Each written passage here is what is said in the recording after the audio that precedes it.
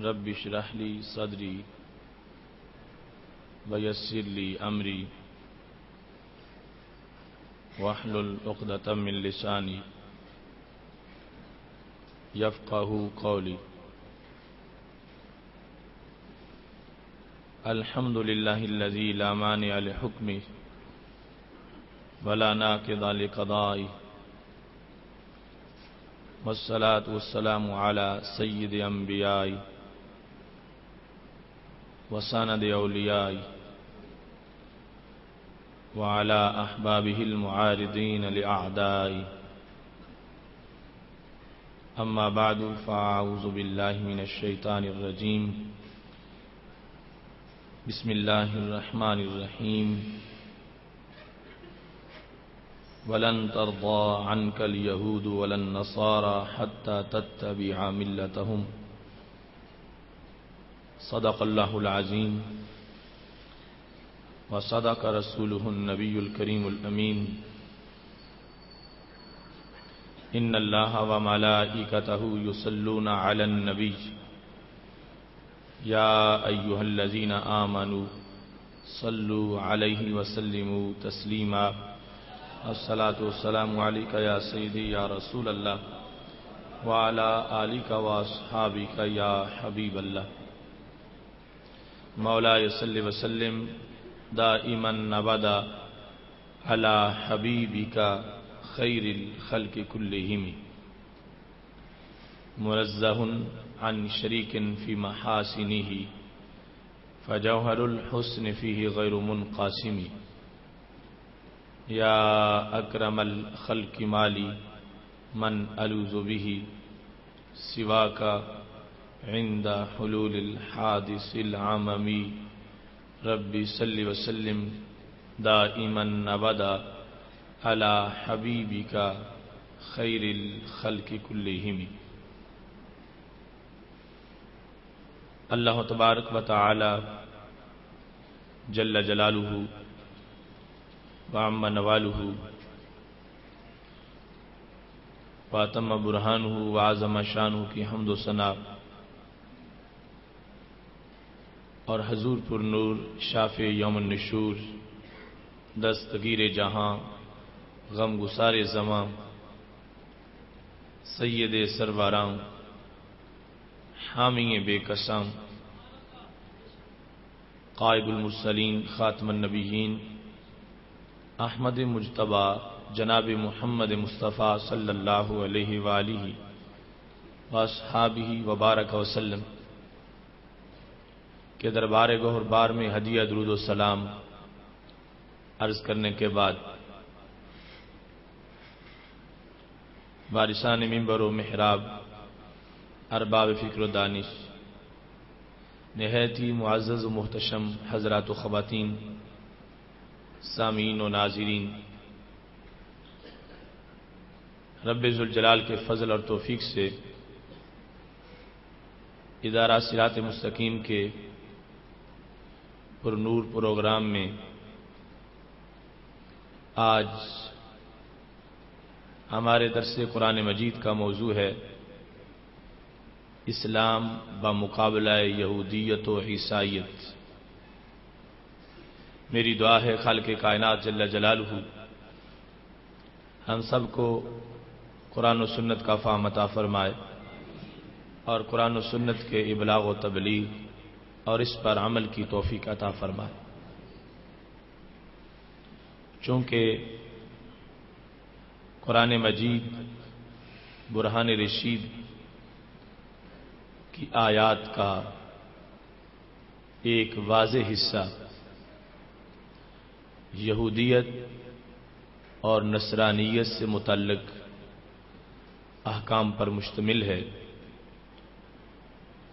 اور اسلام کی جو اس وقت اپوزیشن تھی اس میں یہ دو گروپ پاورفل گروپ بھی شمار ہوتے تھے۔ اسلام کی اس وقت اپوزیشن مشرکین تھے، منافقین تھے اور یہود و نصارہ تھے۔ لہذا قرآن مجید نے ان کے ساتھ حکمت سے جھگڑا بھی کیا ہے، انہیں سمجھایا ہے اور دلائل سے ان لوگوں کو دعوت حق دی ہے۔ قرآن مجید برہان رشید کے درس کے لحاظ سے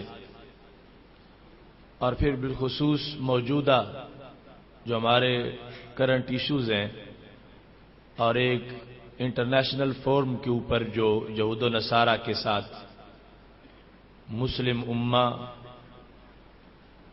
کے ان سے متعلق جو احکام ہیں یہ بحث چلتی رہتی ہے، اور پھر کچھ حکمران اور ان کے ہم پیالہ سکالر وہ یہودیت و عیسائیت کے متعلق مسلمانوں میں ایک نرم گوشہ پیدا کرنے کی کوشش کر رہے ہیں، اور بعض مقامات پر تو بہت زیادہ فکری بگاڑ پیدا ہو چکا ہے کہ یہودیوں اور عیسائیوں کو بالکل اپنے مساوی بٹھا کر ان کی بدلی ہوئی اور منسوخ اور محرف کتابوں کا پڑھوانا یہ سلسلہ بھی جاری ہو چکا ہے۔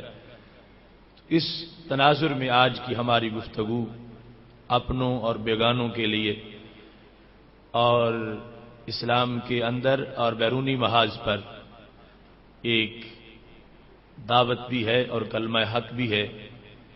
میری دعا ہے خالق کائنات جل جلالہ اس ایمانی پروگرام کو ہمیں بھرپور طریقے سے آگے پہنچانے کی توفیق عطا فرمائے۔ یہود و نصارہ اور ان کے معاملات جو ہیں، اس سلسلہ میں ہمیں چند قرآنی آیات کو گفتگو کے آغاز میں پیش نظر رکھنا چاہیے۔ خالق کائنات جل جلالہ ارشاد فرماتا ہے، سورہ بقرہ کی آیت نمبر 120 ہے، وَلَن تَرْضَىٰ عَنْكَ الْيَهُودُ وَلَا النَّصَارَىٰ حَتَّىٰ تَتَّبِعَ مِلَّتَهُمْ، ہرگز تجھ سے یہودی اور عیسائی راضی نہیں ہوں گے یہاں تک کہ آپ ان کی ملت کی پیروی کریں۔ تو اللہ تعالی نے قیامت تک کے لیے مسلمانوں کے علماء اور سکالرز اور مصلحین کے لیے یہ پوزیشن واضح کر دی کہ کبھی بھی تم یہ نہ سمجھو کہ ہم اگر لچک دکھائیں تو وہ ہم سے راضی ہو جائیں گے۔ اللہ فرماتا ہے وہ کبھی بھی تم پر اس وقت تک راضی نہیں جب تک تم اسلام کے کیمپ میں ہو، یا تو اپنا دین بدل جاؤ، ان کے پیچھے لگ جاؤ تو پھر وہ راضی ہو جائیں گے، اور اگر تم مسلمان رہنا چاہتے ہو تو پھر وہ تجھ سے کبھی بھی راضی نہیں ہو سکتے۔ لہذا تم جتنے ہی براڈ مائنڈڈ ہو جاؤ اور اس لحاظ سے اسلامی حدود و قیود کو پامال کرتے ہوئے ان کے ساتھ دوستی میں سبقت کرو، جب تک تمہارا کوئی اسلام کا تعارف اور تمہاری شناخت باقی ہے وہ تم سے کبھی بھی راضی نہیں ہوں گے۔ اگر تم نے یہود و نصارہ کو راضی کرنا ہے تو پھر تمہیں اسلام چھوڑنا پڑے گا۔ تو چونکہ کوئی مومن کبھی آگ میں جل جانا تو برداشت کر سکتا ہے، اسلام کو نہیں چھوڑ سکتا، تو پتہ چلا تم اس رستے میں ہی نہ پڑو کہ ہم یہود و نصارہ کو راضی کریں، وہ جہاں ہیں راضی ہیں یا ناراض ہیں ہمیں ان سے سروکار نہیں، ہمیں اپنے مولا رب ذوالجلال اور اپنے آقا حضرت محمد مصطفیٰ صلی اللہ علیہ وسلم کی رضا سے تعلق ہے، اور وہ تب راضی ہوں گے کہ جس وقت ہم یہود و نصارہ کے مقابلے میں اپنا موقف سخت ترین رکھنے والے ہوں گے۔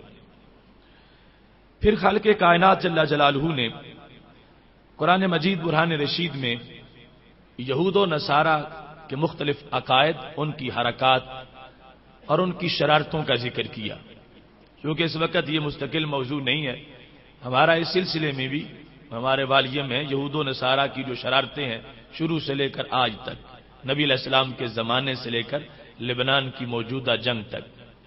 لیکن اختصار سے رب ذوالجلال کا یہ فرمان سورہ مائدہ میں موجود ہے، آیت نمبر 64 ہے۔ خالق کائنات فرماتا ہے وقالت الیہود ید اللہ مغلولہ، یہود نے کہا اللہ کا ہاتھ باندھا ہوا ہے۔ اب دیکھیے یہ عمومی طور پر یہ سمجھا جاتا ہے کہ یہ لوگ ہمارے نبی علیہ السلام سے تو مخالفت رکھتے ہیں اور اللہ کے بڑے باوفا ہیں، لیکن حقیقت میں یہ رب ذوالجلال سے بھی وفا نہیں کر سکتے، اور ہمارے آقا صلی اللہ علیہ وسلم کے بارے میں بھی شدید بغض ان کے سینوں میں موجود ہے۔ اب خالق کائنات جل جلالہ کو انہوں نے کہا، جو کہ قرآن مجید میں موجود ہے، ید اللہ مغلولہ، اللہ کا ہاتھ روک دیا گیا ہے، باندھ دیا گیا ہے، وہ کسی کو کچھ دے نہیں سکتا۔ تو رب ذوالجلال نے خود جواب دیا غلت ایدیہم، کہ ان کے ہاتھ باندھے جائیں گے۔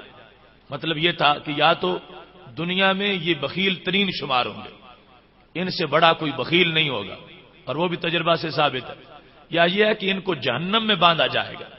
تو خالق کائنات نے یہود کے مقابلے میں نرم گفتگو نہیں کی، بلکہ بڑا گرم جملہ جو جواب کا تھا، غلت ایدیہم، پہلا یہ جواب دیا ان کی اس حرکت پر کہ جب انہوں نے کہا کہ اللہ کا ہاتھ باندھا گیا ہے، تو رب ذوالجلال نے فرمایا نہیں، ان کے ہاتھ باندھے جائیں گے اور یہ بخیل ہوں گے اور پھر جہنم میں ذلیل ہوں گے۔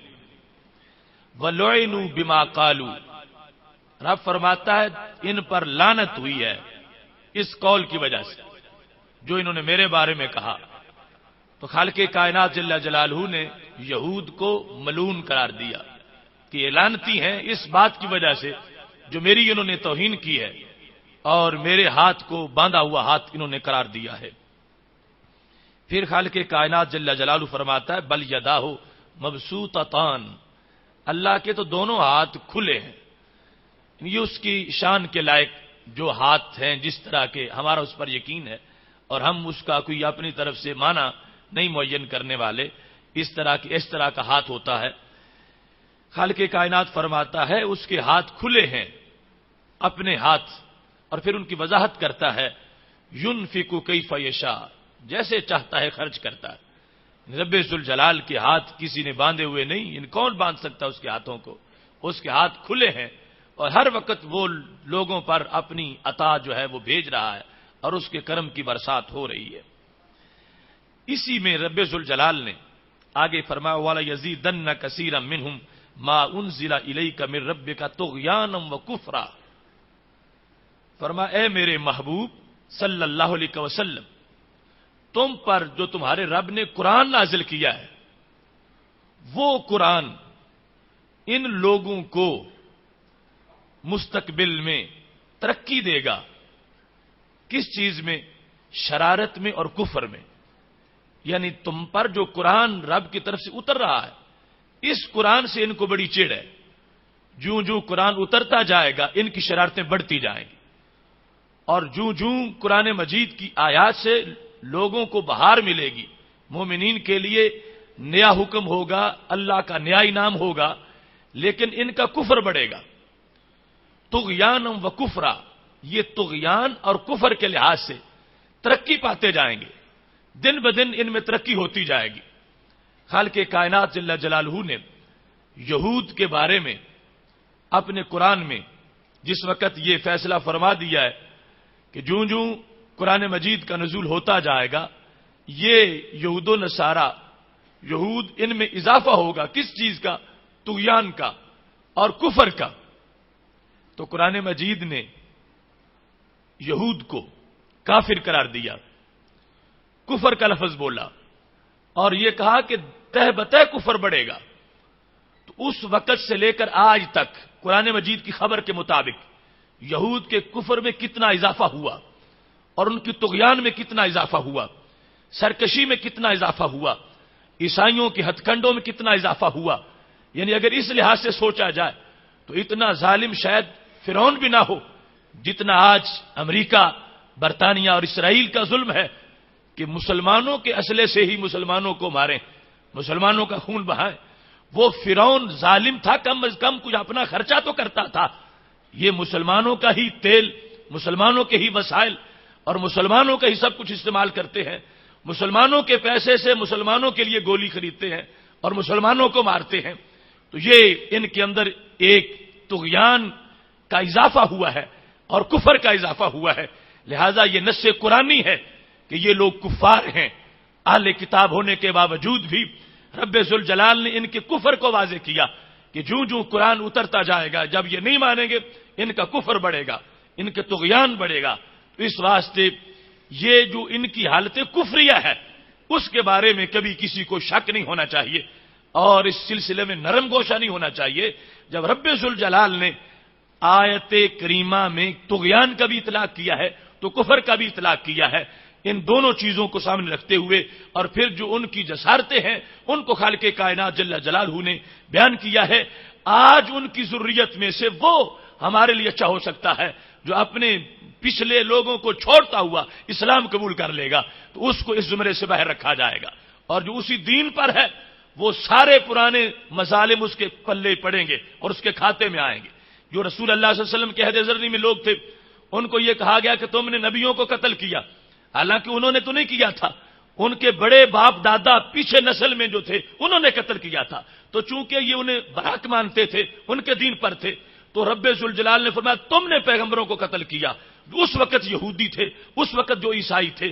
تو آج کے یہود و نصارہ جس وقت تک اسی ٹریک پہ چل رہے ہیں اور ان کے پیچھے ہیں تو یہ سارے مظالم، سارے گناہ ان کو ان کا خمیازہ بھگتنا پڑے گا، یہ اسی پلڑے میں سارے شمار ہو جائیں گے.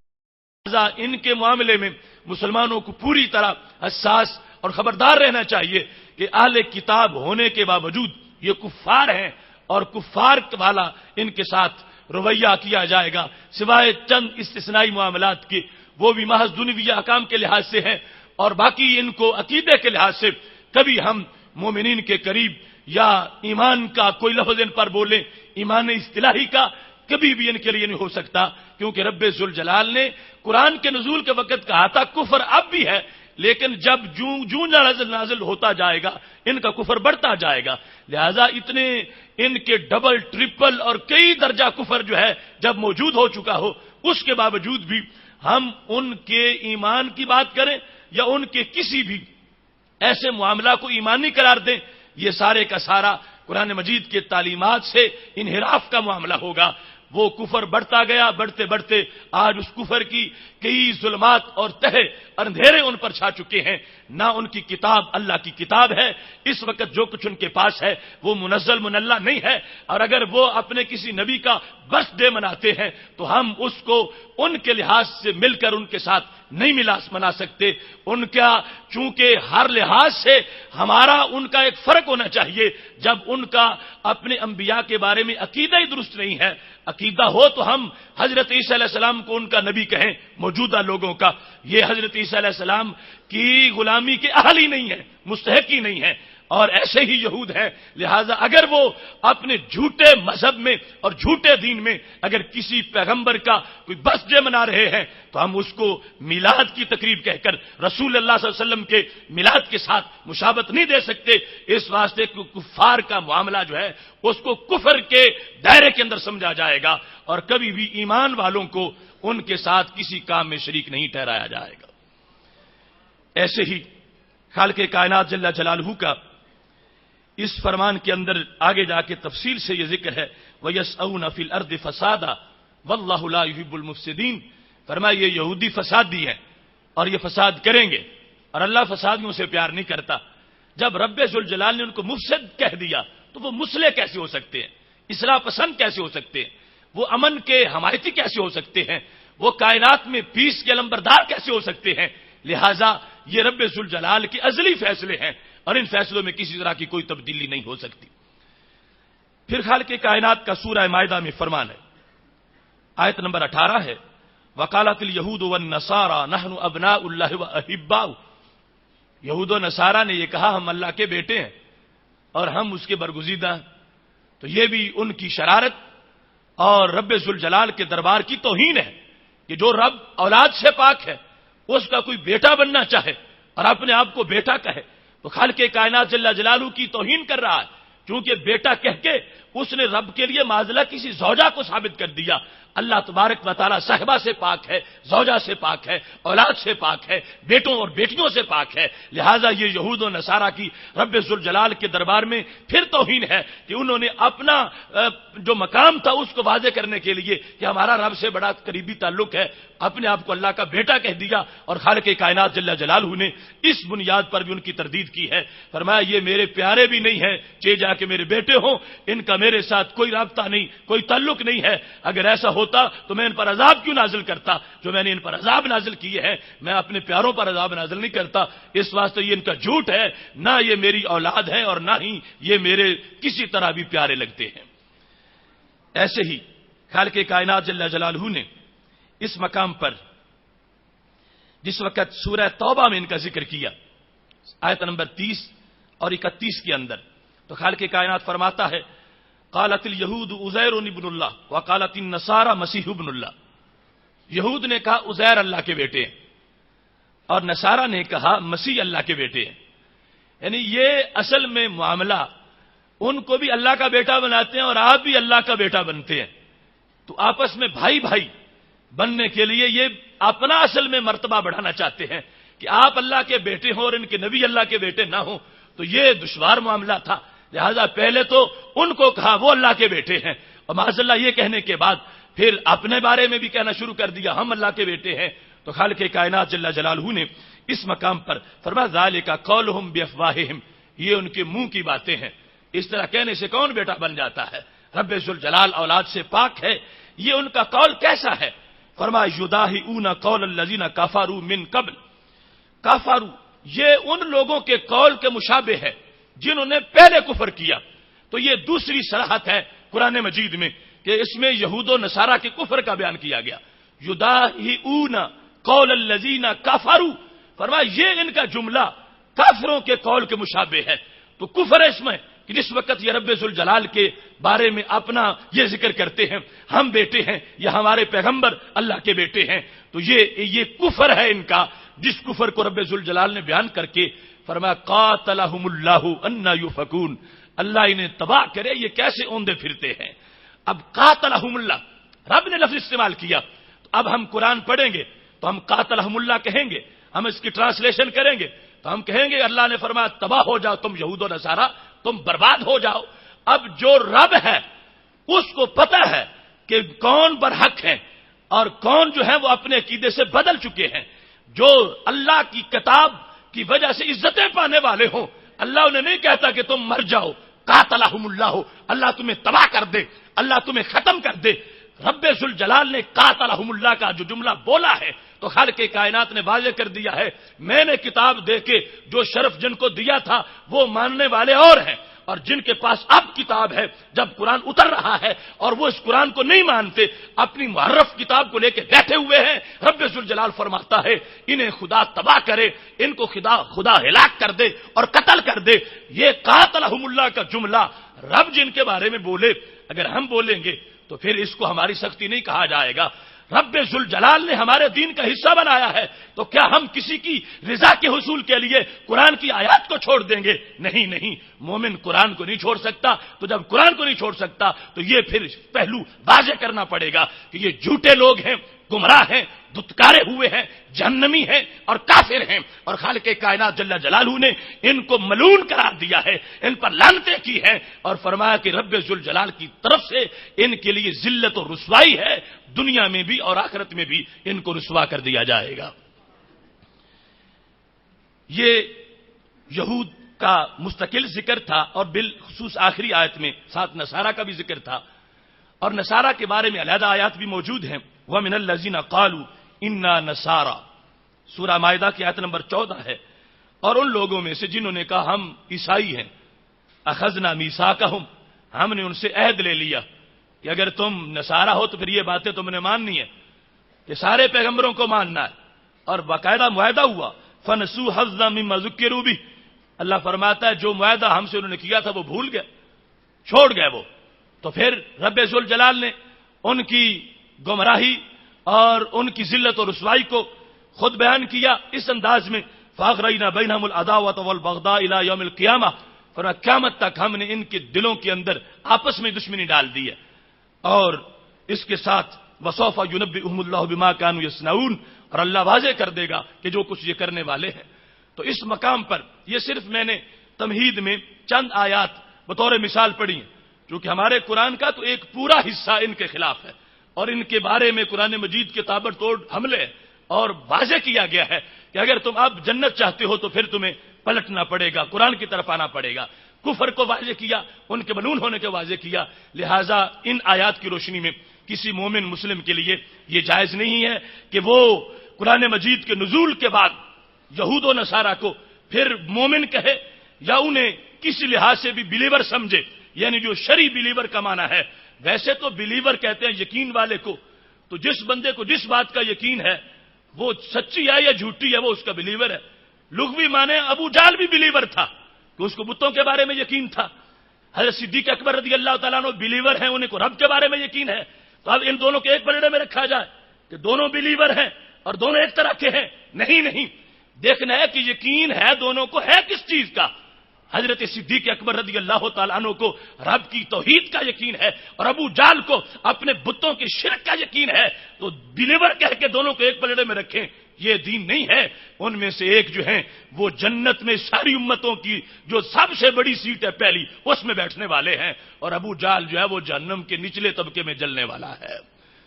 اس واسطے لغوی معاملات وہ علیحدہ ہیں، بات ہو رہی شرعی معاملات کی، تو اس لحاظ سے یہود و نصارہ ہرگز بلیور نہیں ہے، ان کا ایمان نہیں، ان کا دین نہیں۔ یہ موجودہ صورتحال کے اندر سب کچھ بدل چکے ہیں، اور ان قرآن نصوص کے مطابق انہوں نے اپنا خود نقصان کیا ہے، اور رب ذوالجلال نے ان کو اپنی رحمتوں سے محروم کر دیا ہے۔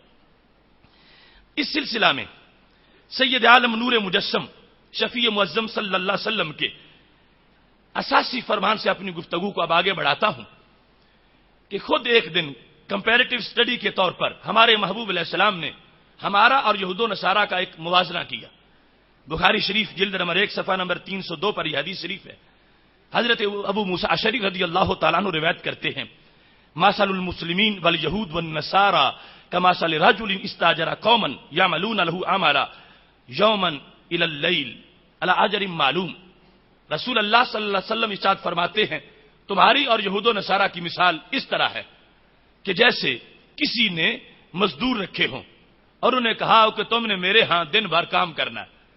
یہ رکھنے والی ذات، جو مزدور رکھنے والی ذات ہے، اس سے مراد اللہ کی ذات ہے، اور مزدوروں سے مراد ہے امتیں۔ تو یہ مثال دینے کا انداز ہے۔ میرے محبوب علیہ السلام نے اللہ کے دربار میں جو امتوں کی شان ہے اس کو ظاہر کرنے کے لیے فرمایا، یوں سمجھو جیسے کسی نے مزدوری پر مزدور رکھ لیے ہوں، اور پھر اعلان کر دیا ہو رب ذوالجلال کی طرف سے۔ جس وقت یہ اعلان ہوا، ما سلکم وما سل اہل الکتابین کمثل رجل استاجر اجرا، مزدور رکھ لیے، تو کہا من یعمل لی من غدوہ الی نصف النہار، مالک نے کہا صبح سے لے کر دوپہر تک کون کام کرے گا، اللہ کی رات، ایک کی رات اس کو میں اجرت دوں گا۔ جب یہ اعلان ہوا فعملت الیہود، یہودی مزدور آ گئے، انہوں نے کہا ہم کام کریں گے صبح سے دوپہر تک اور ایک کی رات اجرت ملے گی۔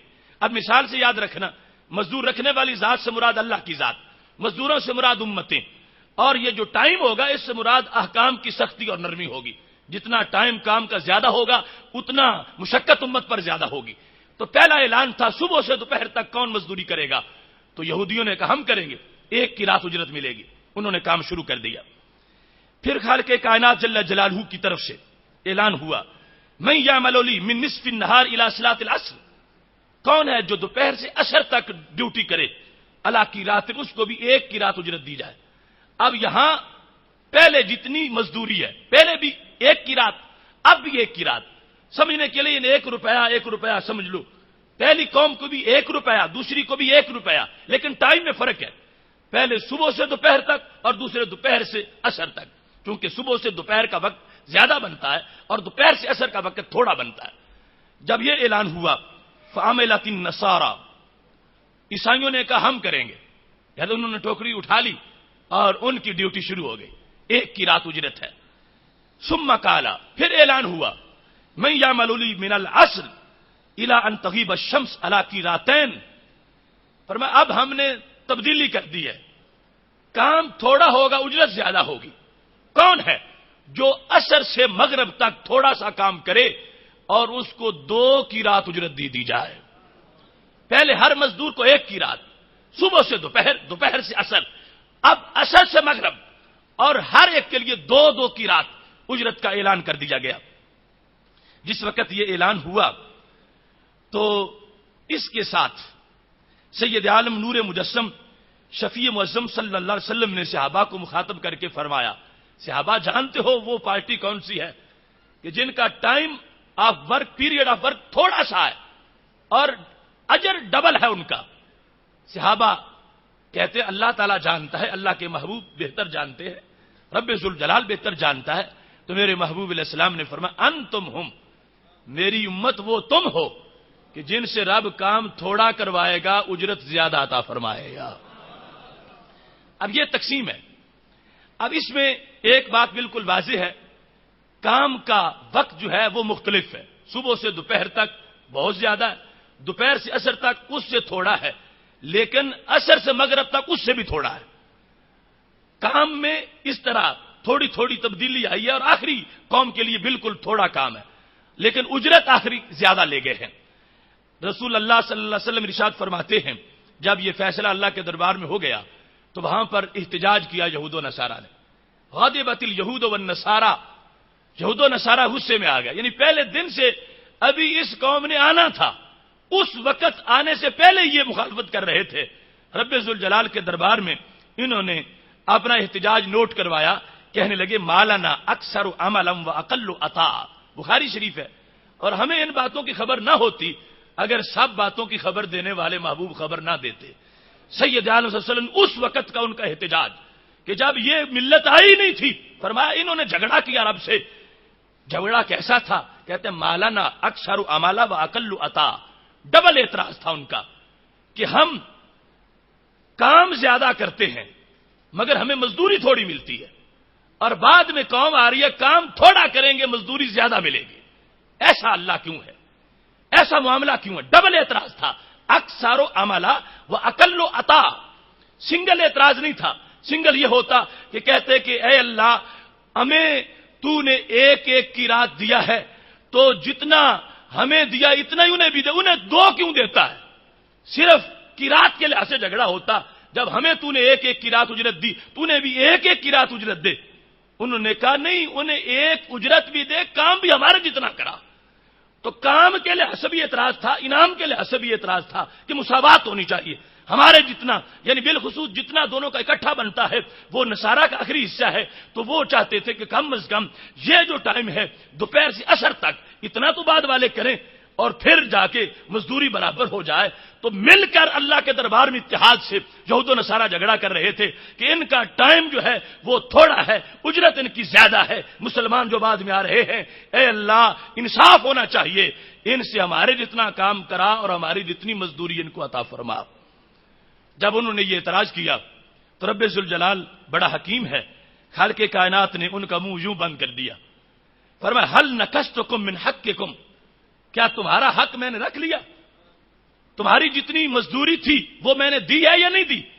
تو کہنے لگے اے اللہ ہمارا حق تو نے نہیں رکھا، ہم مانتے ہیں تو نے ظلم نہیں کیا، ہم جتنا ہمارا کام تھا مزدوری اتنی ملی ہے، لیکن ہمارا اعتراض یہ ہے کہ بعد والوں سے بھی ہمارے جتنا کرا۔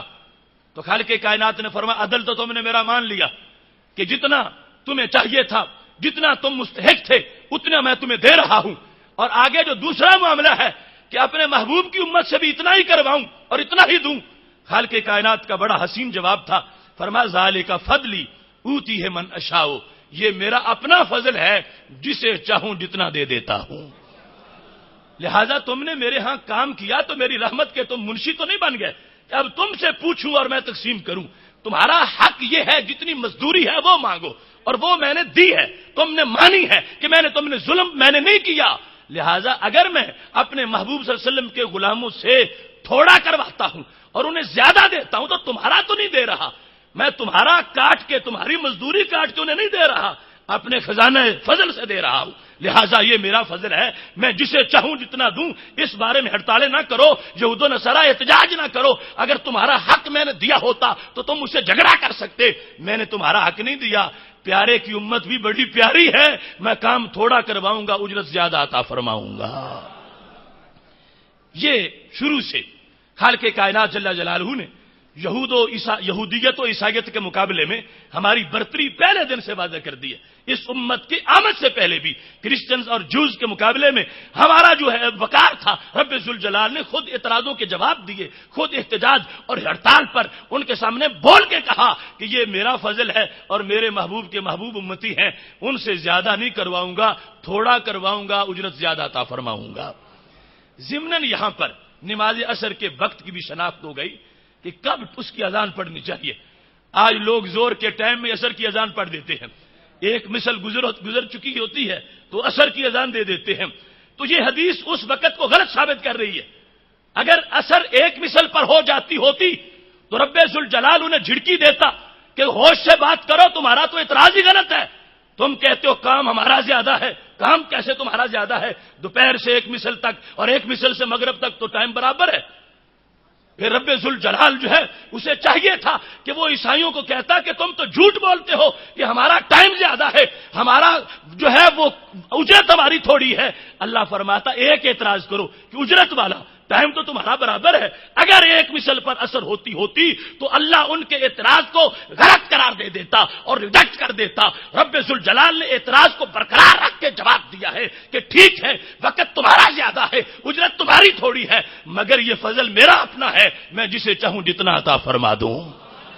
اس سے پتا چلتا ہے کہ عصر کا وہی وقت صحیح ہے جس پہ ہماری مساجد میں اذانیں ہوتی ہیں۔ اب اس کے مطابق عیسائیوں کی بات صحیح ہے کہ وہ کہیں گے ٹائم ہمارا زیادہ بنتا ہے، چونکہ ہماری عصر کے مطابق عصر سے مغرب تک ٹائم تھوڑا ہوگا اور دوپہر سے عصر تک ٹائم زیادہ ہوگا، تو عیسائیوں کا ڈبل اعتراض بن جائے گا، جو بخاری شریف میں بارہا موجود ہے کہ ہمارا ٹائم زیادہ ہے، کام ہمارا تھوڑا ہے۔ تو یہ حدیث کی برکت ہے کہ ہمارا یہ مضمون جو یہود و نصارا کے مقابلے میں چل رہا تھا، اندر کی بیماری کا حل بھی اس میں موجود ہے۔ اب یہاں پر یہ جس وقت بات سامنے آ گئی یہود و نصارا کے لحاظ سے، یہ ہماری پہلی ترجیح ان پر ہے کہ ان سے کام سخت لیے گئے اور اجرت دی گئی، اور اس امت کو لاڈلا رکھا ہے رب نے، کام نرم ہے اور اجرت بہت زیادہ ہے۔ اب اس کے بعد دوسرا معاملہ، وہ آج ہمارا بالخصوص جو موضوع ہے اس کو ٹچ کرے گا۔ مقابلہ جو تھا وہ تو اس سے بھی واضح ہو گیا کہ ان کا ہمارے ساتھ کوئی مقابلہ نہیں، یہ پیچھے ہیں اور اللہ نے فضل والوں کو اپنا فضل عطا فرمایا ہے۔ بخاری شریف جلد نمبر 1 صفحہ نمبر 302 پر ایک اور حدیث شریف ہے، اس میں یہی صورتحال ہے لیکن مضمون تھوڑا سا مختلف ہے، اور اس سے میں بالخصوص ان لوگوں تک پیغام پہنچانا چاہتا ہوں جو ان کے بارے میں نرم گوشہ رکھتے ہیں اور آج انہیں اہل کتاب کہہ کے مسلمانوں اور ان کو آپس میں ڈائلاگ کرا کے ان کے لیے مسجدیں کھولنے کی باتیں کرتے ہیں اور اپنے ساتھ بٹھا کے کہتے ہیں کہ یہ میلاد عیسیٰ ہے اور ہم میلاد محمد علیہ السلام مناتے ہیں اور ہم آپس میں مشترک ہیں۔ تو ہم یہ واضح کرنا چاہتے ہیں کہ وہ لوگ دھتکارے ہوئے مردود ہیں، اور جب ان کا حضرت عیسیٰ علیہ السلام سے کوئی تعلق نہیں تو حضرت عیسیٰ علیہ السلام کے میلاد سے کیا تعلق ہو سکتا ہے؟ مثل المسلمین والیہود والنصارى کمثل رجل استاجر قوما یعملون له عملا۔ اللہ نے رسول اللہ صلی اللہ علیہ وسلم فرماتے ہیں تمہاری مثال اور یہود و نصارہ کی مثال ایک ایسے آدمی کی طرح ہے کہ جس نے لوگوں کو مزدوری پہ رکھا ہو اور خالق کائنات سے ان کی بات طے ہو گئی، یہ مضمون علیحدہ ہے اس سے، پورے دن کی مزدوری کی بات۔ اللہ نے فرمایا میرے ہاں تم نے پورا دن کام کرنا ہے اور اتنی اجرت تمہیں دوں گا، یوم مکمل۔ اس قوم نے کہا ٹھیک ہے پورا دن کام کریں گے، لیکن جس وقت انہوں نے کام کیا تو دوپہر تک ہی تھک گئے، دوپہر تک مشکل پہنچے، کام کرنا تھا مغرب تک، دوپہر تک جا کے انہوں نے ٹوکری پھینکی اور کہنے لگے لا حاجۃ لنا الی اجرک الذی شرطت لنا، مالک سے کہنے لگے ہمیں اس مزدوری کی کوئی ضرورت نہیں، جو تو ہمیں تنخواہ دے گا اور دہاڑی دے گا ہمیں اس کی ضرورت نہیں، ہم تو مر گئے ہیں کام کر کر کے، ہم اپنے گھر جا رہے ہیں۔ فائنل تھا، معاہدہ تھا پورے دن کا کہ پورا دن کام کرو گے تو اتنی مزدوری تجھے ملے گی۔ انہوں نے دوپہر تک کیا تو ٹوکری پھینکی تو کہنے لگے وہ جو تو ہمارے ساتھ طے کیا تھا ہمیں اس کی ضرورت نہیں ہے، ہم گھر جا رہے ہیں۔ وما عملنا باطل، جو کچھ ہم نے کیا یہ باطل ہو گیا، کیونکہ مزدوری تو تب ملنی تھی جب پورا دن کرتے، اور ہم پورے دن میں تو مر جائیں گے، ہم نہیں کر سکتے، آدھا دن جو کیا ہم چھوڑتے ہیں، ہم اس کی مزدوری نہیں لیں گے اور ہم جا رہے ہیں۔ تو فقال لهم لا تفعلوا، مالک نے کہا سیانے بھنجو ایسے نہ کرو، لا تفعلوا، اپنی کیوں مزدوری ضائع کرتے ہو، آدھا دن ہی تو باقی رہ گیا، اور وہ کام کرو، اکملوا بقیۃ اعمالکم وخذوا اجرکم کاملا، باقی آدھا دن بھی کام کرو اور پوری اپنی جو مزدوری بنتی ہے ساری وصول کر لو۔ لیکن وہ سب کچھ چھوڑتے ہوئے مالک کی بات ہی نہیں سنی، کام جو تھا پتہ نہیں کتنا ضروری تھا اور ان کے ٹوکریوں پھینکنے سے کتنا نقصان ہو جانا تھا، بہرحال یہ دوڑتے آئے، بھگوڑے بن گئے کہ ہم نہیں کام کرتے، ہمیں مزدوری کی ضرورت نہیں ہے، تیری اجرت اپنے پاس رکھ، ہم جا رہے ہیں۔ فابوا، انکار کر دیا۔ اب مالک نے پھر کہا کہ مزدوری تو کروانی ہے، اس نے دوبارہ اعلان کیا، اس نے کہا دن پورا کام کروانا تھا، آدھا وقت ہو گیا ہے اور آدھا دن باقی رہ گیا ہے، کوئی مزدور آ جائے جو باقی آدھا دن کام کرے تاکہ اس کو اجرت دی جائے۔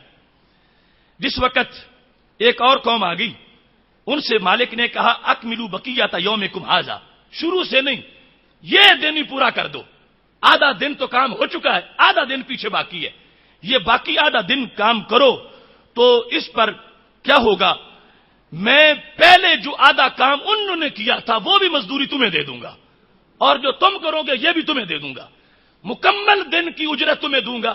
جو پہلے کام چھوڑ کے بھاگے ہیں اور مزدوری لینے سے انہوں نے انکار کیا ہے، میں وہ مزدوری بھی تمہیں دوں گا، گویا کہ تمہارے تو وارے نہارے آدھا کام کیا ہوا تمہیں مل گیا ہے، آدھا تم نے باقی کرنا ہے، لہذا نصف دن باقی کا کام کرو تو میں تمہیں مکمل دن کی مزدوری دے دوں گا، نصف تمہارے کام پر اور نصف پہلے مزدوروں کی مزدوری۔ رب ذوالجلال یہ اصل میں گفتگو کر رہا ہے، مزدوری اس نے امتوں سے کروانی ہے اور ایک دن اس نے رکھا ہوا ہے۔ جس وقت یہ اب آ گیا تیار ہو کے، ٹھیک ہے وہ پہلے تو بڑے بزدل تھے اور بڑے وہ کام چور تھے، ہم بڑے مضبوط اعصاب والے ہیں اور آدھا دن ہی باقی رہ گیا، ہم پورا دن کریں گے اور پورے دن کی مزدوری لے لیں گے۔ جب یہ آئے انہوں نے کام شروع کر دیا، حتی اذا کان حین صلاۃ العصر، جب عصر کی نماز کا ٹائم قریب ہو گیا، قالو، کہنے لگے، لاکا ما عملنا باطل، ہم نے جو کیا سو کیا، آگے ہم سے کچھ نہیں ہوتا، شام تک ہم نہیں پہنچ سکتے، عصر تک مشکل سے پہنچے ہیں اور ہمیں نہ پہلی مزدوری کی ضرورت ہے نہ اپنے کی کی ضرورت ہے، ہمیں تو چھٹی چاہیے، ہم مر گئے ہیں کام کر کر کے، دوپہر سے عصر تک گھبرا گئے اور اس سے آگے جانے سے انکار کر دیا۔ جس وقت انہوں نے ایسا کیا تو پھر مالک نے کہا کہ ہوش کرو، کیا کر رہے ہو، تھوڑا سا ٹائم تو باقی رہ گیا ہے، اکملوا بقیۃ اعمالکم، تھوڑا سا عصر سے مغرب والا کام پورا کرو، تو پورے دن کی تم اپنی مزدوری لو، سارا اپنا نقصان کر رہے ہو۔ انہوں نے کہا نہیں، ہم ایک منٹ بھی آگے نہیں جائیں گے، یہ تمہاری ٹوکریاں پڑی ہیں اور یہ ہتھیار پڑے ہیں، ہم تو جا رہے ہیں، ہمیں کسی مزدوری کی کوئی ضرورت نہیں، مزدوری جو تو نے دینی تھی اپنے پاس رکھ۔ مالک کو یہ کہہ کے نکل پڑے۔ اب عصر کا وقت ہو گیا ہے، پورا دن ہونا تھا اور دنیا پھر ختم ہو جانی تھی، عصر کا وقت ہو گیا ہے۔ مالک نے پھر کہا کہ کام تو ہم نے پورا دن کروانا ہے، اور یہ دو قومیں، دو قسم کے مزدور بڑے نکمے نکلے اور آدھا آدھا کام کر کے چھوڑ کے چلے گئے۔ پھر اعلان ہو گیا، کون ہے جو باقی اب عصر سے مغرب تک کام کرے اور اس کو پورے دن کی اجرت ادا کر دی جائے۔ تو کیا ہوا، رب ذوالجلال نے جب یہ اعلان کیا، پہلے مزدور تھے یہودی جنہوں نے دوپہر تک کیا تھا اور پھر کہنے لگے آگے ہم سے نہیں ہوتا، اور جو ہماری مزدوری تھی ہم نہیں لیتے، ہمارا جھگڑا کوئی نہیں، وہ پاس رکھو، ہم جا رہے ہیں۔ دوسرے مزدور تھے عیسائی، انہوں نے دوپہر سے عصر تک مشکل کیا، کرنا تھا شام تک، اور پھر اپنے وہ ٹوکریاں چھوڑتے ہوئے بھاگ گئے۔ اللہ روکتا رہا کہ سارا دن کرو، ساری مزدوری لے جاؤ، نہیں کہتے ہمیں کوئی ضرورت نہیں ہے، تو تنخواہ اپنے پاس رکھ، ہم جا رہے ہیں۔ رب ذوالجلال نے فرمایا ٹھیک ہے، ہم محبوب کے غلاموں سے تھوڑا سا کروائیں گے اور پہلی قوموں کا اجر بھی نہیں عطا فرمائیں گے۔ اب عصر کے ٹائم آ گیا تھا، یہ امت زہر ہو گئی تھی۔ اب خالق کائنات نے فرمایا اب ان کی ڈیوٹی ہے عصر سے مغرب تک کام کریں گے۔ میرے محبوب علیہ الصلوۃ والسلام فرماتے ہیں وَاسْتَكْمَلُوا أَجْرَ الْفَرِيقَيْنِ، اللہ نے ان کو وہ پہلی قوموں کا اجر بھی عطا فرما دیا. اس واسطے ان کے ڈبل کی رات ہو گئے ہیں. یہ تھوڑا سا آخری حصہ جو تھا پہلے اتنے جو ہے وہ حوصلے ان کے پست ہو گئے. اب عصر سے مغرب تک بھی کوئی کام تھا وہ حوصلے پست ہوئے اور اللہ کی گستاخی کر کے نکلے. کہتے ہیں اجر اپنے پاس رکھ, ہمیں یہ ضروری نہیں ہے. مالک کی گستاخی کر رہے تھے تو مالک نے کہا دیکھو تم یہ نہ سمجھو کہ میرے دربار میں کوئی سجدہ نہیں کرے گا اور میری مسجدوں میں کوئی نماز نہیں پڑھے گا اور میرے کہنے پر کوئی روزہ نہیں رکھے گا. یہ تو قوم آ رہی ہے, روزے بھی رکھیں گے, نمازیں پڑھیں گے اور میں ان کو ایسے ایسے چانس دوں گا قدر کی ایک رات ہوگی 1000 مہینے سے بہتر ہو جائے گا. اس واسطے وہ پہلے سارے اجر جو ہیں رب ذوالجلال نے اکٹھے کر کے اپنی امت محبوب کی امت کو عطا فرما دیے ہیں. فذالک فرمایا میرے محبوب علیہ الصلوۃ والسلام نے یہ ہے مثال تمہاری اور یہود و نصارہ کی. اب اس مثال پر گھنٹوں بحث کریں تو یہ تھوڑی ہے. اب جہاں سے پتا چلا کہ یہود و نصارہ اللہ کے دربار کے بگھوڑے بنے, دتکارے گئے, ٹوکری پھینک کے نکلے اور اللہ کو کہہ کے نکلے کہ 2 مزدوری تو نے دینی تھی, ہمیں ضرورت ہی نہیں, اپنی پاس رکھ. لہذا رب ذوالجلال کی رحمت سے محروم ہو گئے اور خالق کائنات جل جلالہ نے انہیں خود نہیں نکالا تھا, یہ خود نکلے ہیں اور خود چھوڑ کے گئے ہیں. اب اس کے بعد ان کے لیے ان کے برحق ہونا اور ان کا کسی طرح بھی رحمت عزتی کا مستحق ہونا اس کا تصور بھی نہیں ہو سکتا. اللہ کی رحمت کو معاذ اللہ انہوں نے خود ریجیکٹ کیا, مسترد کیا. کہتے ہمارے لیے اس کی ضرورت ہی نہیں ہے, ہم جا رہے ہیں. تو خالق کائنات جل جلالہ نے ان کے مقابلے میں اس امت کو یہ شان دی ہے کہ رب ذوالجلال نے تھوڑا سا کام کروا کے دائمی اجر اور اللہ اپنی رحمت اس امت کو عطا فرما دی ہے. اب یہاں پر ایک سوال ہے, پہلی حدیث کے لحاظ سے اور دوسری حدیث کے لحاظ سے. پہلی حدیث سے یہ ثابت ہوا کہ یہود نے دوپہر تک کام کیا اور ان کو 1 کی رات مل گیا. دوسری میں ہے کہ عیسائیوں نے عصر تک, دوپہر سے عصر تک کام کیا, انہیں بھی 1 کی رات مل گیا. وہاں پر ہے کہ انہوں نے کام بھی کیا اور اجرت بھی لی. وقت جو تھا اتنا کیا لیکن فضیلت ہماری وہاں ظاہر ہوگی, ہم نے تھوڑا کیا زیادہ لیا. انہوں نے اس کام پر 1 کی رات, ہم نے 2 کی رات. لیکن اس بخاری کی حدیث سے یہ تو پتا چل رہا ہے کہ یہود و نصارہ نے کام بھی کیا اور اجرت بھی پائی. اور لیکن اب جو بیان کی ہے یہ بھی بخاری کی ہے. اس کا مطلب ہے نہ انہوں نے کام کیا نہ اللہ نے مزدوری دی. تو پھر آپس میں یہ دونوں احادیث جو بخاری کی ہیں بظاہر متضاد ہو گئی, لیکن حقیقت میں متضاد نہیں ہے. کیوں؟ یہ دونوں حدیثیں 2 طبقوں کے بارے میں ہیں, جدا جدا طبقے. یہود و نصارہ کے 2 طبقے ہیں. ایک وہ طبقہ کہ جب تک رسول اللہ صلی اللہ علیہ وسلم نے اعلان نبوت نہیں کیا تھا اس وقت تک جو یہود و نصارہ تھے ان کی شان اور ان کا حصہ پہلی حدیث میں بیان کیا گیا کہ انہوں نے ڈیوٹی دی, دوپہر تک کام کیا. جو ان میں سے پہلے اپنی کتاب کو ماننے والے تھے صحیح طور پر, دوپہر تک یہودیوں نے, عصر تک عیسائیوں نے, اور ان کو اجرت بھی مل گئی. لیکن جب رسول اللہ صلی اللہ علیہ وسلم کا اعلان نبوت ہو گیا تو سب پر لازم تھا کہ اب ان کا کلمہ پڑھو. تو جن یہود و نصارہ نے کلمہ سرکار کا نہیں پڑھا, اللہ فرماتے ہیں میرے دربار سے ٹوکری پھینک کے بھاگے ہیں, یہ بھاگ گئے ہیں, یہ رسوا ہو گئے ہیں, یہ نکل گئے ہیں. لہذا ان کو 1 ذرہ بھی اجرت نہیں ملے گی. اس واسطے کہ اب اجرت وہ پائے گا جو ماہ مدینہ کی غلامی میں آئے گا. یہاں دونوں حدیثوں میں کوئی تضاد نہیں ہے, ایک ہی بات ہے. اس واسطے کہ یہود و نصارہ کی 2 حیثیتیں ہیں. ایک ہے سرکار دو عالم صلی اللہ علیہ وسلم کے اعلان نبوت سے پہلے, ایک ہے اعلان نبوت کے بعد. اعلان نبوت سے پہلے جو تھا وہ معاملہ اور تھا. اس وقت یہ تھا کہ کام زیادہ ہے, اجرت مناسب ہے اور عدل ہو رہا ہے, لیکن ہماری شان بیان ہو رہی تھی. جب سید عالم نور مجسم شفیع معظم صلی اللہ علیہ وسلم نے اعلان نبوت کیا اور عیسائیوں نے نہیں مانا, جنوں نے اور یہودیوں نے نہیں مانا, تو اللہ فرماتا ہے یہ میرے دربار کے باغی ہیں. جنہوں نے میرے محبوب کا کلمہ نہیں پڑھا یہ میرے باغی ہیں, انہوں نے میری ڈیوٹی کو چھوڑا ہے اور یہ رحمت کے مستحق نہیں ہے, غضب کے مستحق ہیں, مغضوب ہیں, ملعون ہیں. اس واسطے کہ انہوں نے خود اپنے ہاتھوں سے ٹوکریاں پھینکی ہیں اور کہتے ہیں مزدوری اپنی پاس رکھ. لہذا جو ایسے لوگ ہوں ان کے بارے میں کہنا کہ وہ اہل کتاب ہیں اور اس انداز میں وہ کتاب پڑھتے ہیں, ہم بھی کتاب پڑھتے ہیں, وہ تو اللہ کے دربار میں اکڑنے والے ہیں اور تکبر کر کے ٹوکریاں پھینکنے والے ہیں اور نکلنے والے ہیں. لہذا میرے نبی علیہ السلام کے اعلان نبوت کے بعد یہود و نصارہ کی یہی حالت ہے کہ یہ اللہ کے دربار کے راندے ہوئے، ٹھکرائے ہوئے اور دھتکارے ہوئے لوگ ہیں۔ اگر ان میں سے کوئی اجرت پانا چاہے گا تو اس کو اپنے دل میں نبی علیہ السلام کا پیار بسانا پڑے گا۔ یہ حیثیت بخاری شریف میں ہے، جس میں سید عالم نور مجسم شفیع معظم صلی اللہ علیہ وسلم نے خود بیان کر دیا کہ میرے اعلان نبوت کے بعد یہود و نصارہ کے لیے صرف مجھے ماننا لازم تھا۔ اپنے پہلے جو انبیاء کرام علیہ السلام تھے ان کی نبوت کا چونکہ زمانہ گزر چکا تھا اور یہ کتاب دائمی طور پر آج گئی تھی، اور اس کے بعد اب ان کے لیے یہ جائز نہیں کہ وہ اپنا علیحدہ تعارف کروائیں اور علیحدہ کوئی نام رکھیں اور علیحدہ کتاب لے کے چلیں۔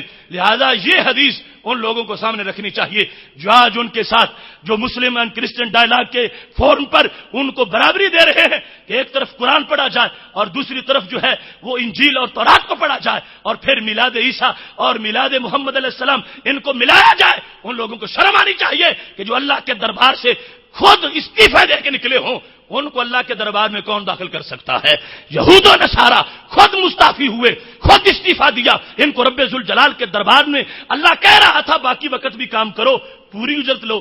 اس کا معنی کیا تھا کہ میرے پیغمبر کا کلمہ پڑھ جاؤ، باقی وقت کام کرو، میرے نبی کا کلمہ پڑھ جاؤ، تمہیں پورا اجرت مل جائے گا۔ لہذا جنہوں نے کلمہ نہیں پڑھا اور خود نکلے ہیں ان کے لیے ہم کہیں کہ ہم مسجدیں کھولتے ہیں اور ان کے لیے ان سے سجدے کرواتے ہیں، نہیں نہیں، وہ خود بگھوڑے ہو کے نکلے، اب ان کا جہنم کے سوا کوئی ٹھکانہ نہیں ہے۔ یہاں پر اس بات کو بطور خاص پیش نظر رکھنا چاہیے کہ سید عالم نور مجسم شفیع معظم صلی اللہ علیہ وسلم نے جو ہمیں طریقہ دیا ہے اعلان نبوت کے بعد، اس کے مطابق ہم نے زندگی گزارنی ہے۔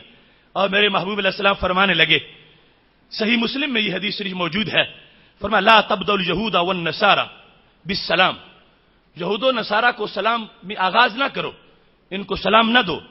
فاذا لقيتم احدهم، جب تم ان میں سے کسی کو ملو، فی طریق، گلی کے اندر، فَتَّرُّوهُ إِلَىٰ أَضْيَقِهِ، تو اس کو سائیڈ پہ تنگ جگہ پہ کر دو، فَتَّرُّوهُ، اس کو دباؤ، اس کو دھکا دو، اس کو تنگ جگہ جو گلی کی ہے وہاں کرو، اس کو سینٹر میں نہ چلنے دو۔ یہ ہمارے محبوب علیہ السلام کا ہمارے لیے حکم ہے کہ یہ مسترد لوگ ہیں، ان کے لیے لازم تھا کہ میرا کلمہ پڑھتے اور اللہ کے دربار میں یہ مقبول ہو جاتے، اور جو اللہ تبارک و تعالیٰ نے جن کو سائیڈ پہ کیا ہے تو مسلمان بھی ان کو سائیڈ پہ رکھیں۔ اب سرکار یہ فرمائے کہ گلی میں چلتا ہوا عیسائی بھی مسلمانوں لازم ہے کہ اس کو کنارے پر کرو، اب یہ تنگ جگہ پہ اس کو چلاؤ، اس کو سینٹر میں نہ چلنے دو۔ جس پیغمبر کو یہودی اور عیسائی گلی میں سینٹر میں چلتا اچھا نہیں لگتا، اس کو وہ یہودی عیسائی اپنی مسجد میں اچھا لگے گا؟ فرمایا اب یہ طریق کی طرف، تنگ رستے کی طرف اس کو کہہ دو، یہ سینٹر میں چلنے کا مستحق نہیں ہے۔ گلی کے سینٹر میں وہی چلے گا جو کل جنت کے سینٹر میں جائے گا، وہ سینٹرل جنت کے وارث سے مسلمان ہیں۔ اس واسطے سید عالم نور مجسم شفیع معظم صلی اللہ علیہ وسلم کی جو آخری وصیت تھی وہ یہی تھی، اخرج الیہود والنصارى من جزیرۃ العرب، فرمایا یہود و نصارہ کو جزیرہ عرب سے نکال دو۔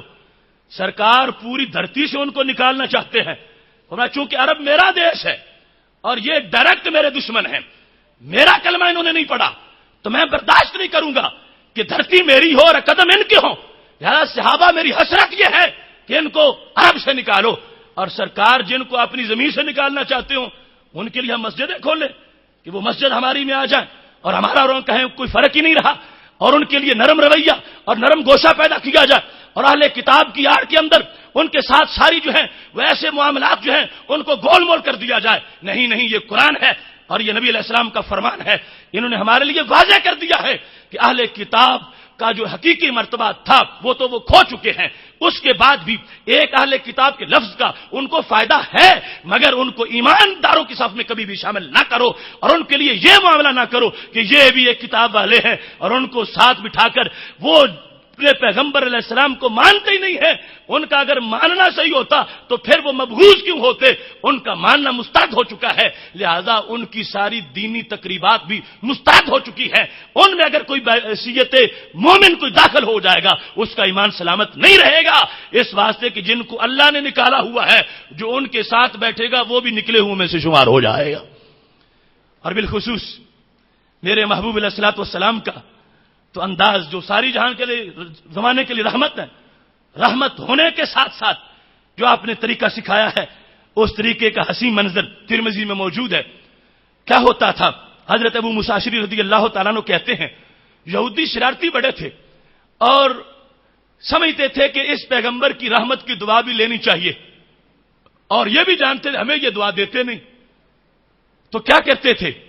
وہ نبی علیہ السلام کے پاس آ کے چھینکیں مارتے تھے تاکہ ہم چھینک ماریں تو یہ ہمیں یرحمک اللہ کہیں کہ تم پہ اللہ کی رحمت ہو۔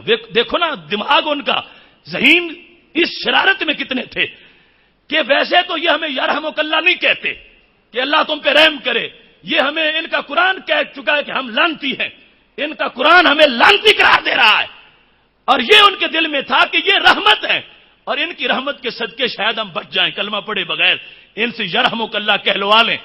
نبی علیہ السلام کے پاس آ کے چھینکیں مارتے تھے، اور امام آکولی نے لکھا کتنے بدبخت تھے، وہ رحمت کے حصول میں بھی فراڈ کرنا چاہتے تھے کہ رحمت بھی مل جائے اور اپنی ہم فراڈ بھی کر جائیں کہ پیغمبر کو غلطی سے یرحمک اللہ زبان پہ آ جائے، یہ نہ دیکھیں کہ مومن ہے یا نہیں، یہ دیکھیں کہ چونکہ چھینک ماری ہے اور چھینک مارنے والے کو جواب دیا جاتا ہے یرحمک اللہ کہا جاتا ہے، لہٰذا یہ یرحمک اللہ کہیں گے، ہم کہیں گے دیکھو ویسے تو ہمیں کچھ نہیں کہتے، ہم نے رحمت کروا لی ہے، ہم نے فراڈ سے ان سے یرحمک اللہ کہلوا لیا ہے۔ لیکن انہیں یہ پتا نہیں تھا کہ یہ جو نبی ہیں سارے زمانے کی عقلیں مل جائیں تو ان کی عقل کے کروڑویں حصے تک بھی نہیں پہنچتی۔ تو کیا ہوتا تھا؟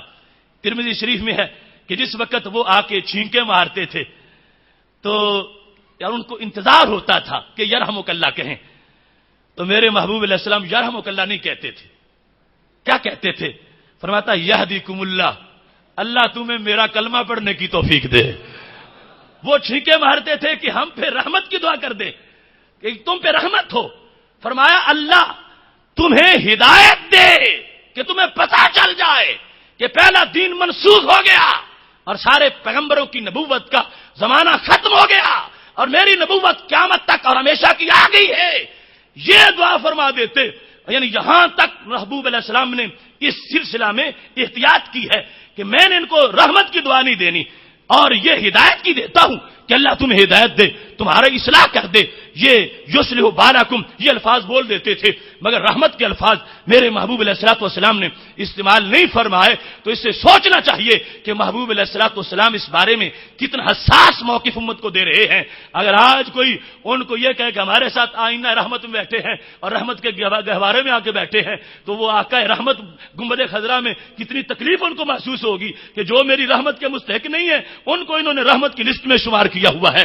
اس واسطے یہ بڑا خطرناک معاملہ ہے، یہ دھتکارے ہوئے لوگ کسی طرح بھی رحمتوں کے مستحق نہیں ہیں۔ اس واسطے کہ رحمت للعالمین صلی اللہ علیہ وسلم انہوں نے ان کے لیے رحمت اس حصے میں لی ہے، فرمایا تم میرا کلمہ پہلے پڑھو اس کے بعد تمہیں رحمت کا کوٹا بھی مل جائے گا۔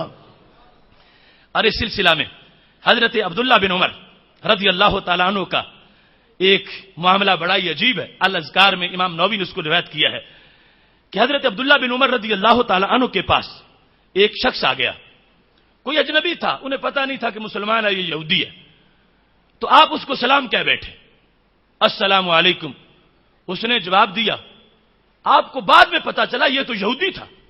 اب دیکھو آج ہماری صورتحال، یعنی سلام میں بھی کوئی احتیاط نہیں، کسے کہنا ہے کسے نہیں کہنا، اور بالخصوص ہمارے وہ لوگ جو ملک کی اقتدار کی کرسیوں سے چمٹے ہوئے ہیں، یعنی ان کو تو یہ ہوش ہی نہیں کہ ہم مسلمانوں کے بادشاہ ہیں یا کافروں کے ہیں، یعنی عورتوں سے مسافے کرتے پھرتے ہیں اور پھر وہ جا کے کہیں پھول چڑھاتے پھرتے ہیں کافروں کے نشانوں کے اوپر اور کہیں کچھ جا کے کرتے پھرتے ہیں، خبر ہی نہیں ہے کہ کیا ہے۔ اسلام نے سلام لینے کا بھی نصاب دیا ہے اور سلام کہنے کا بھی نصاب دیا ہے۔ حضرت عبداللہ بن عمر کہتے ہیں سلام میں کہہ چکا، پتہ نہیں تھا کہ یہ کون ہے، بعد میں بتایا کسی نے یہ تو یہودی تھا، تو کہنے لگی یہودی کو میں نے سلام کہہ دیا۔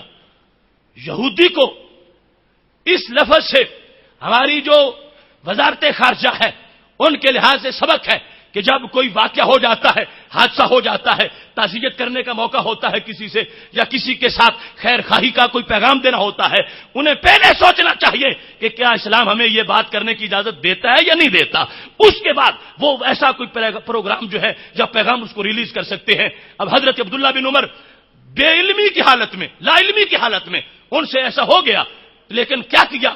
فتابعہ، وہ آدمی جا چکا تھا، حضرت عبداللہ بن عمر رضی اللہ تعالیٰ عنہ اس کے پیچھے پہ چلے گئے. جب جا کے اس کو پکڑ لیا اور پکڑ کے کیا کہا؟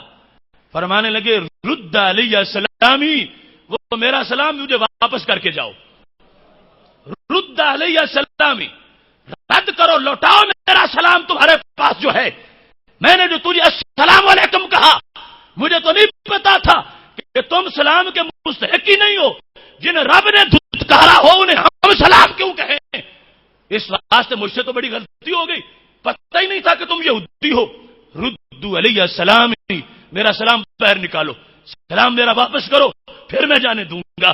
تو یہ ہے اسلام، یہ ہے اسلام والے، یہ ہے غیرت، یہ ہے دینی حمیت، یہ ہے اسلام کا تقاضا. حضرت عبداللہ بن عمر تو غلطی سے یہودی کو سلام جو کہا گیا وہ بھی واپس کروا رہے ہوں، اور آج کوئی ممبر و محراب کا وارث بننے والا ہو اور اسلام کی دعوت کے عالمگیر خواب دیکھتا ہو، اور اس کے بعد اس کو اپنے گھر کی بھی خبر نہ ہو کہ عالمگیر اسلام تو بڑی دور کی بات ہے. اپنی چار دیواری کا اسلام جس کو نہیں پتا، عالمگیر اسلام کی بات کیسے ہو سکے گی؟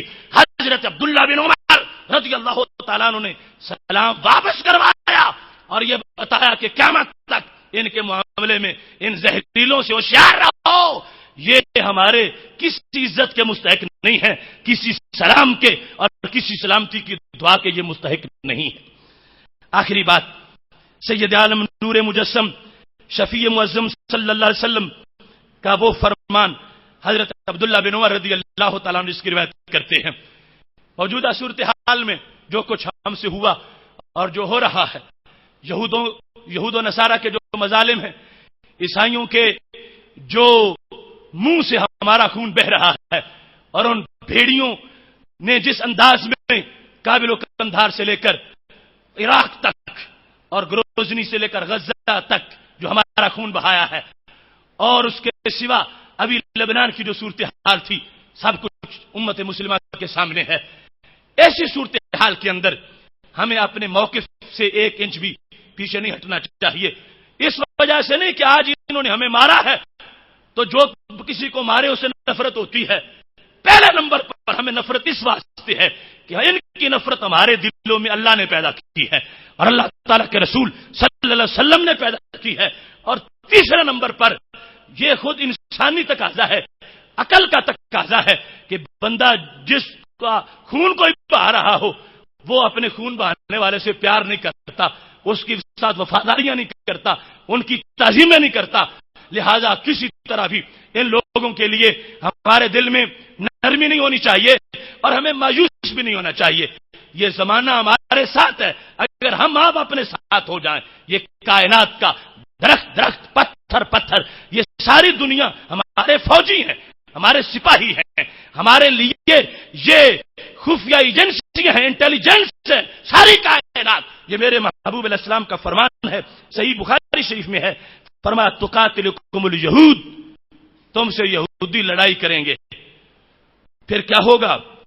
فرمایا تسلطون علیہم، لڑائی کا آخری فیصلہ کیا ہوگا کہ مسلمانوں تمہارا پلڑا بھاری ہوگا، تم ان پر مسلط کر دیا جاؤ گے، تمہاری دھاک بیٹھ جائے گی، وہ تم سے بھاگ جائیں گے، رسوا ہو جائیں گے. صورتحال کیا ہوگی؟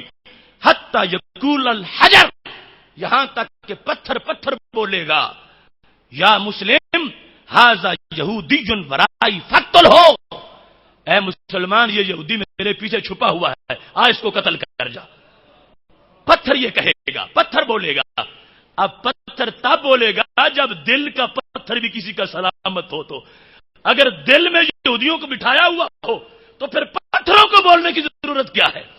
اگر ان کو گھروں میں جگہ دی ہو تو پھر پتھر ہماری ہم نوائی کیوں کریں؟ یہ زمانہ ہمارے ساتھ اس وقت چلے گا جب ہم قرآن و سنت کے ساتھ ہوں گے، اور یہود و نصارہ کے مقابلے میں جو اسلام کی ازلی پوزیشن ہے اس پر ہمارا یقین ہوگا، اور یقین ہمارا انشاءاللہ ہے تو یقیناً یہ بالآخر ایسی وقت، ایسا صورتحال، ایسا لمحہ ضرور ہوگا. آسماں ہوگا سحر کے نور سے آئینہ پوش، پھر ظلمت رات کی سیما پا ہو جائے گی، پھر دلوں کو یاد آ جائے گا پیغام سجود، پھر جبیں خاک حرم سے آشنا ہو جائے گی، شب گریزہ ہوگی آخر جلوائے خورشید سے، یہ چمن معمور ہوگا نغمہ توحید سے۔ وآخر دعوانا ان الحمد للہ رب العالمین۔